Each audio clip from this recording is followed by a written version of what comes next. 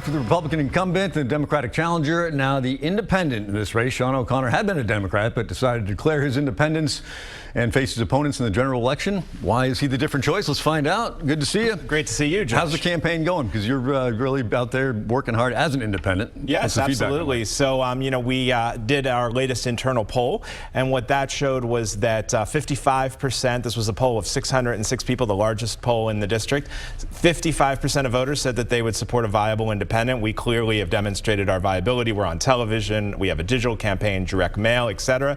And everywhere I go, I'm hearing the same thing. People are tired of these same two career politicians, and they are ready for an alternative who is going to put New Hampshire first, and I am proud to be that alternative. How do you win? Because a former Democrat, it would seem like you would siphon a lot of votes from Shea Porter, thus splitting it, putting Frank Guinta back. Yeah, I think that that's a lie that's been perpetuated by the New Hampshire Democratic Party. Obviously, they sued me twice before the Ballot Law Commission. Fortunately, I won 4-1 both times, with 2 Democrats and 2 Republicans siding with my right to be on the ballot.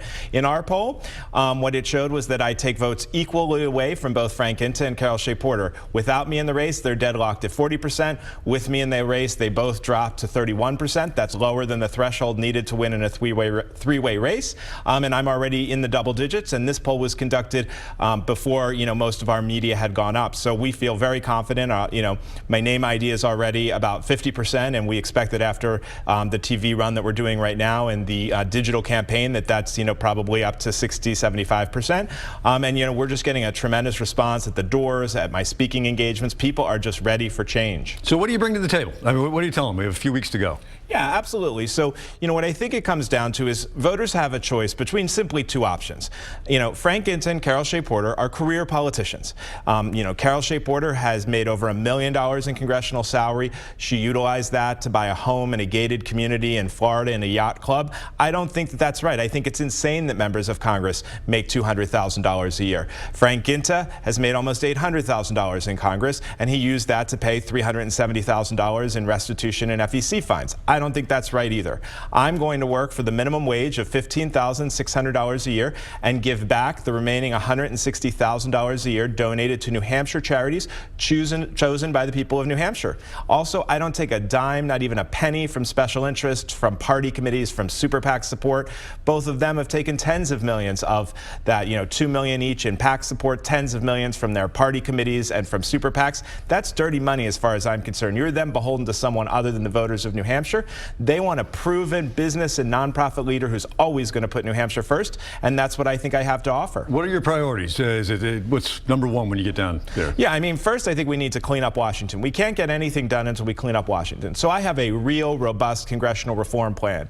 What I would propose is that every member of Congress should make the average American salary between $30,000 and $40,000 a year. Their travel is paid for, their offices are paid for, their staff is paid for. You should be no better off and no worse off by doing public service. So first, we need to put service back into public service. I would also eliminate PACs, super PACs, etc., because we've got to get that dirty money out of politics. That's a Supreme Court ruling in Citizens United. Yep, but we certainly can fight for a constitutional amendment, which I would be very much in favor of and would fight vigorously for. And I think that the more public pressure, if people see me be successful, people are going to realize that there is a real public outrage over this. Once we do that, I think it's about bringing money back to New Hampshire. We are in the middle of an opioid crisis. We've had ineffective representation in this district for the last 10 years. What that means is for every dollar we send to Washington, we only get 72 cents back. States with more effective representation get $1.10, $1.20 back.